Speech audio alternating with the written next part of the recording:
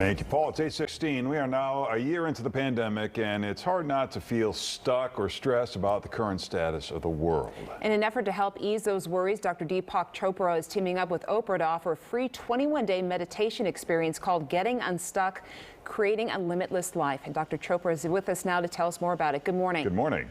Morning. Thanks for having me. Thanks for joining us this morning.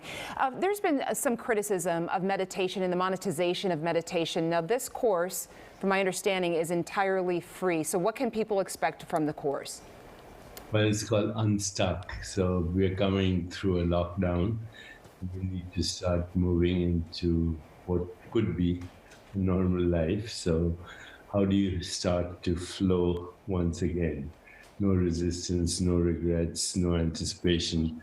How do you live in the present moment and respond to this moment as creatively as possible? That's what the course is about. But people find it really difficult to shut their mind down. And I don't know the ins and outs of how it works, but what is your basic advice for someone trying to essentially shut the world out to actually try this meditation? Yeah, when you shut the world out, you don't actually shut yourself down. When you're totally engaged in the world, that's when you shut yourself. So I use something called the STOP formula, STOP. It stands for stop anytime you're stressed. Take 3 deep breaths, T, and smile from your head to your toes. O, observe your body and the environment, and P, proceed with awareness and compassion. If you do it a few times, it becomes a habit, so you're not a bundle of algorithms. You respond creatively to every moment.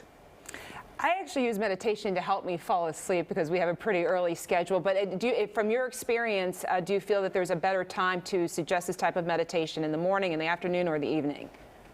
Yeah, so if meditation makes you fall asleep, it means you need more sleep. Yeah. Meditation is supposed to help you restfully be alert. So the best time is early morning.